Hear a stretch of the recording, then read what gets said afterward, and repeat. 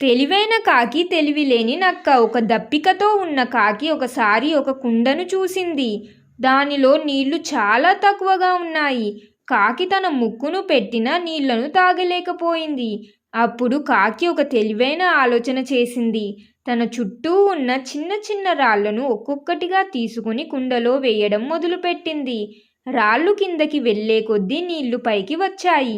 కాకి ఆ నీళ్లను హాయిగా తాగి తన దాహాన్ని తీర్చుకుంది.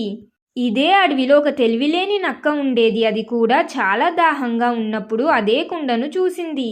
కాకి చేసిన పనిని చూసినప్పటికీ అది దాని నుండి ఏమీ నేర్చుకోలేదు. నక్క రాళ్లను వేసే బదులు, ఈ కుండలో నీళ్లు చాలా తక్కువగా ఉన్నాయి, దీన్ని పగలగొడితే అన్ని నీళ్లను నేనే ఒకేసారి తాగవచ్చు అని అనుకుంది నక్క. నక్క కుండను పగలగొట్టింది. కానీ దానివల్ల నీళ్లు నేల మీద చిందరవందర అయ్యాయి. అవి నేలలో ఇంకిపోయాయి. నక్కకి ఒక చుక్క నీరు కూడా దొరకలేదు. అది చాలా బాధపడి తన తెలివిలేని చర్యకు పశ్చాత్తాపం పడింది.